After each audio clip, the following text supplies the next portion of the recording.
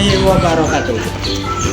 Saya M. Rafiq, NIM 112200118. Perkenalkan, saya Dewi Kurotulaini Widiani, NIM 0001. Perkenalkan, nama saya Helva Nadia, NIM 205. Perkenalkan, nama saya Dinda Rayu Cayani Tias dengan NIM 0097. Perkenalkan, nama saya Putri Ayuni Mairo dengan NIM 0080.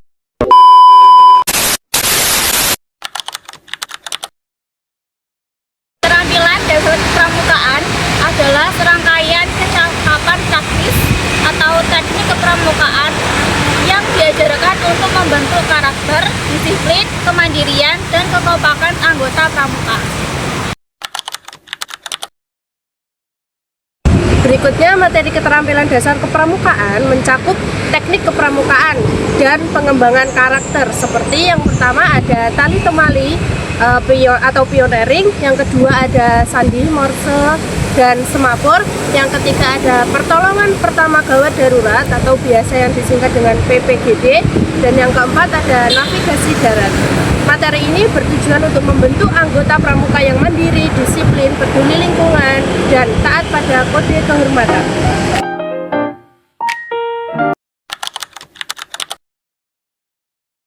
Macam-macam simpul dan ikatan dasar. Yang pertama ada simpul mati. Untuk menyambung dua utas tali yang sama besar dan tidak licin. Yang kedua ada simpul hidup. Untuk mengikat tiang namun mudah untuk dilepaskan kembali. Yang ketiga ada simpul anyam. Untuk menyambung dua tali yang tidak sama besar dalam keadaan kering. Terus selanjutnya adalah ikatan pangkal. Merupakan ikatan awal untuk memulai hampir seluruh jenis ikatan pada kayu atau tiang. Selanjutnya ada ikatan jangkar. Digunakan untuk membuat tandu, darurat atau mengikat ember. Selanjutnya ada ikatan palang untuk mengikat dua buah tiang yang bersilangan tegak lurus. Yang terakhir ada ikatan silang untuk mengikat dua buah tiang yang bersilangan tidak tegak lurus. Selanjutnya ada pioneering, berasal dari kata pioner atau pembuka jalan dalam pramuka. Pioneering adalah teknik membuat struktur bangunan darurat menggunakan tongkat dan tali dengan menerapkan teknik penalian yang benar. Tujuannya adalah untuk melatih kreativitas, kerjasama tim, dan kemampuan bertahan hidup di alam bebas.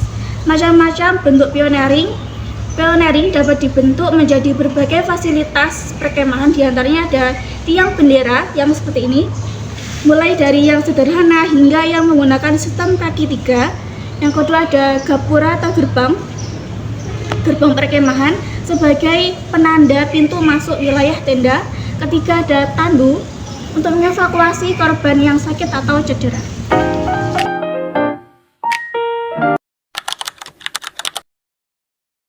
Kedua ada sandi dan semapur. Sandi adalah sebuah cara untuk mengirim pesan rahasia, di mana cuma pengirim dan penerima yang tahu isinya. Nah, macam-macam sandi dalam pramuka itu ada banyak sekali. Di kelompok kami hanya memilih 4 macam sandi saja. Yang pertama ada sandi morse. Sandi morse banyak digunakan untuk komunikasi radio kapal pada zaman Perang Dunia Kedua, Perang Vietnam dan Perang Korea. Pesan yang disampaikan sandi morse berbentuk titik dan garis untuk mewakili huruf, angka, dan tanda baca. Garis dan titik yang tersusun nantinya akan membentuk kombinasi pesan yang ingin disampaikan kepada penerima. Nah, yang kedua, kami juga mengambil sandi rumput. Secara garis besar, sandi rumput merupakan kombinasi dari garis pendek dan garis tinggi, sehingga apabila garis-garis tersebut disusun akan menyerupai gambar rumput. Oleh karena itulah sandi ini disebut dengan sandi rumput. Untuk sandi rumput ditandai dengan tanda titik, digambarkan sebagai rumput yang pendek, sedangkan tanda strip digambarkan sebagai rumput yang tinggi. Yang ketiga ada sandi kotak. Sandi kotak ada 3 macam, yaitu sandi kotak 1, sandi kotak 2, dan sandi kotak 3. Nah, sandi kotak itu berbentuk kotak. Contohnya seperti ini. Selanjutnya ada juga sandi huruf. Sandi huruf dibagi menjadi 3 macam, yaitu ada sandi AN, sandi AZ, dan sandi AND. Berikutnya ada semapur. Semapur adalah sebuah metode untuk mengirimkan sinyal atau pesan menggunakan alat-alat sederhana seperti bendera, batang, bahkan tangan kosong. Metode semapur dilakukan dengan mengulurkan kedua tangan membentuk posisi tertentu sesuai formasi yang sudah ditentukan sebelumnya.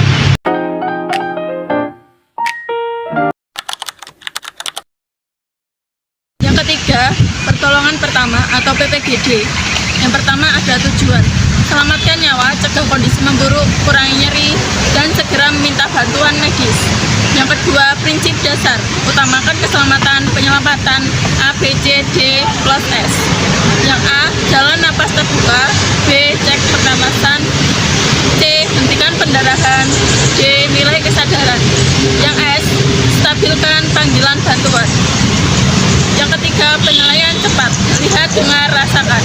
Panggil bantuan bila tidak bernapas, pendarahan hebat, tidak sadar, cedera berat. Yang keempat, CPR singkat, bila tidak bernapas, 30 kali tekan dada atau 5-6 cm, 100-120 menit, dan 2 napas. Lanjutkan sampai bantuan datang.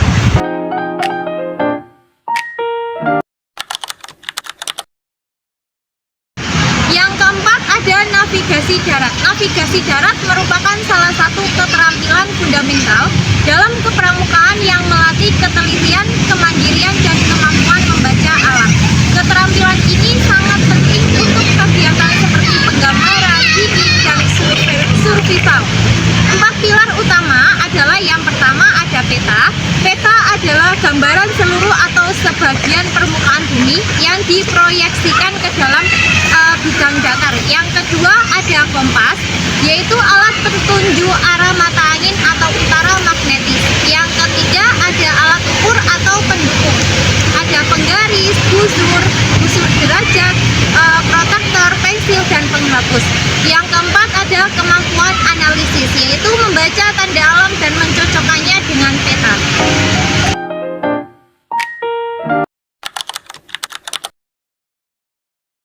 Selanjutnya ada ragam upacara pramuka. Tingkatan pramuka dan upacaranya, yang pertama ada pramuka siaga dari umur 7 sampai 10 tahun. Upacara ini sederhana, fokus pada pengenalan janji. Yang kedua ada pramuka penggalang dari umur 11 sampai 15 tahun.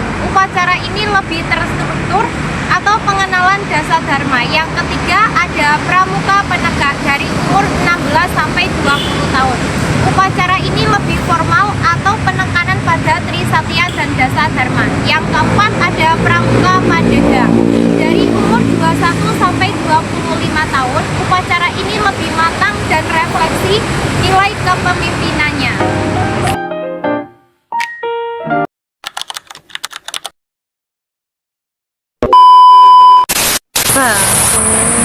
Ragam upacara pramuka ada 5. Yang pertama upacara pembukaan, yang kedua upacara penutupan, yang ketiga upacara pelantikan, yang keempat upacara ulang janji, yang kelima upacara HUT pramuka atau hari pramuka. Yang pertama upacara pembukaan. Upacara pembukaan kepramukaan adalah kegiatan yang dilaksanakan sebelum latihan atau kegiatan pramuka dimulai, dengan tujuan menyiapkan peserta secara fisik dan mental. Yang kedua, ada upacara penutupan latihan. Upacara penutupan latihan kepramukaan adalah kegiatan yang dilaksanakan setelah seluruh rangkaian latihan selesai sebagai tanda berakhirnya kegiatan secara resmi. Yang ketiga, ada upacara pelantikan. Upacara pelantikan kepramukaan adalah kegiatan resmi untuk mengukuhkan seseorang menjadi anggota pramuka atau menaikkan tingkatannya, yang ditandai dengan pengucapan janji trisatya dan penyematan tanda. Assalamualaikum warahmatullahi wabarakatuh. Saya M. Rafiq, NIM 119220018.